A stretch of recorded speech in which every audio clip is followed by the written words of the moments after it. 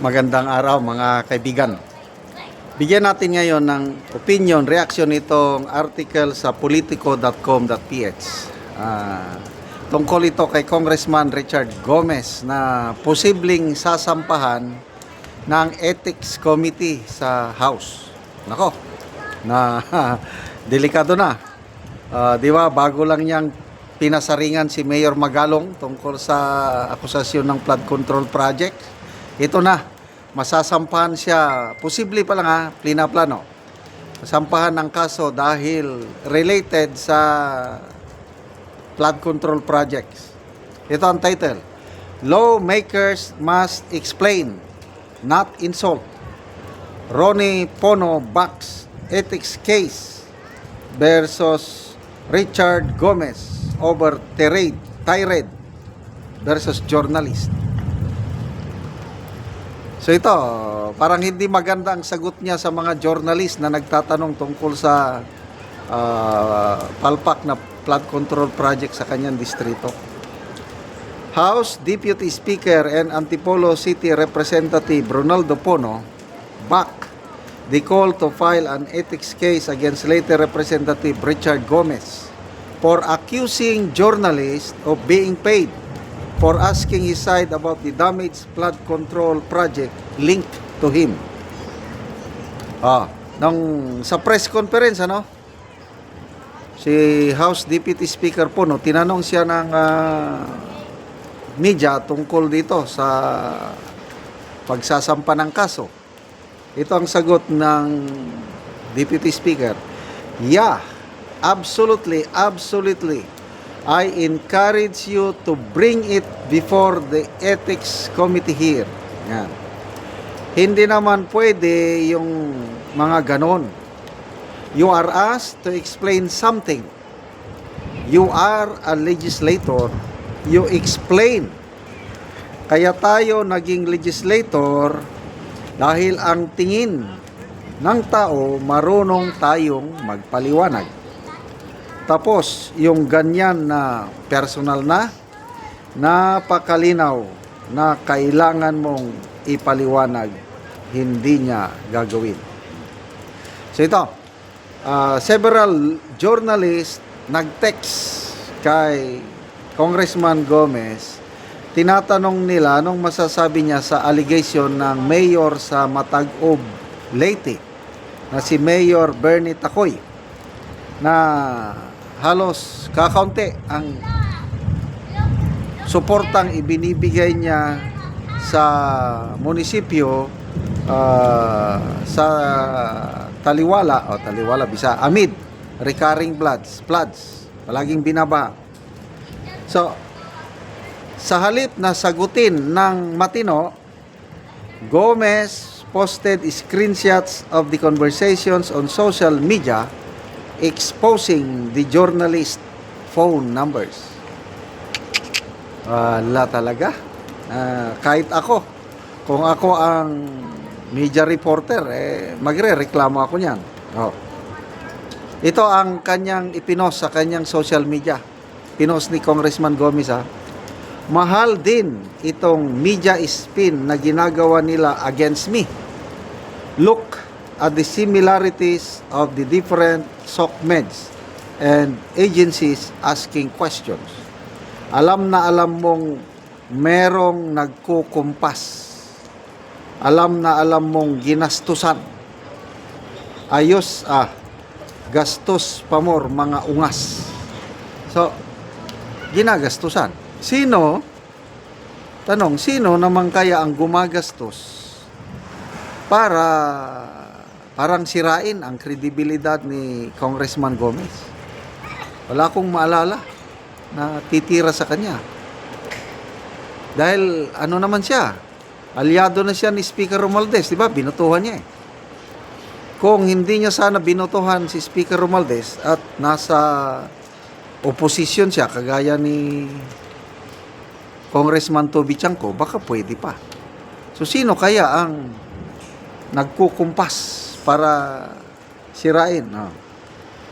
Pono also did not like how Gomez responded. Sabi ni Congressman Pono, and then you compound the issue by insulting people.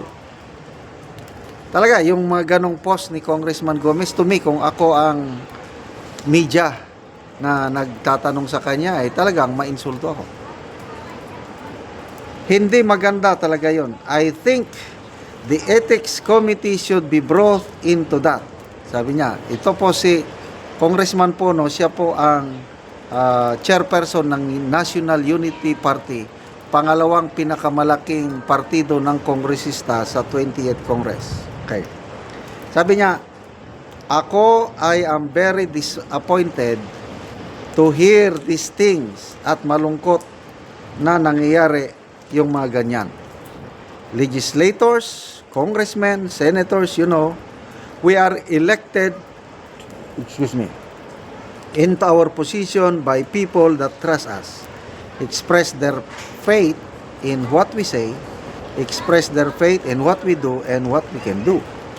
So our comportment and behavior in public is very important to reinforcing that faith and belief that they have in us. You are expected to be held and behave in a higher standard than other people. Pono said he is very sad that those things are happening. Okay. Salamat po, Congressman Pono. Agree ako sa sinasabi mo na dapat sana hindi mangyari ito. Kaya nga, di ba, tinawag sila na honorable. So kung honorable ka, lahat. Pag pananalita mo, behavior mo, ginagawa mo, i-carry mo yung title na yun na honorable. So and so.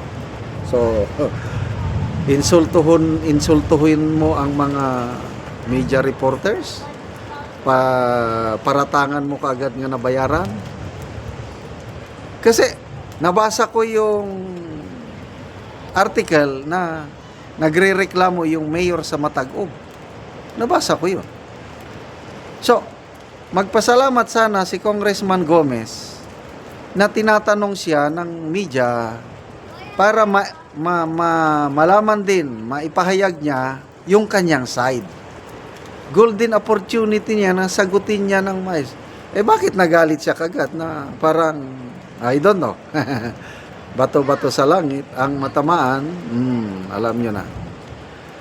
Okay, so magandang, salamat mga kaibigan sa inyong pagsubaybay sa ating channel.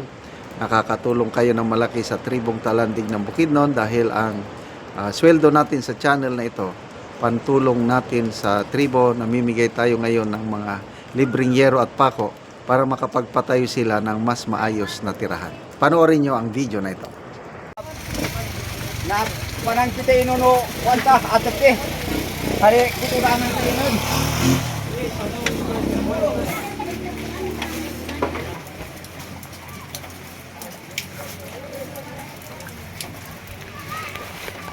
O karon mo na ni ang balay ni Uncle sa natagaan na mo og yero. So nagatulo nagyod. So dako na kaayo ang buslot sa iyang balay. Og nagasirit na gani ang ulan. Kay nagaulan karon apan excited kayo si Uncle nga nikuha sa gitabang sa iyaha nga yero. So gabok na gid kayo. So basa na gani kayo ang ilang salog. Dinonang ko kayo para yapot.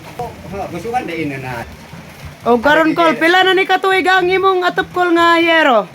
Kuan eh. 30 na ni katuig. 30 na katuig.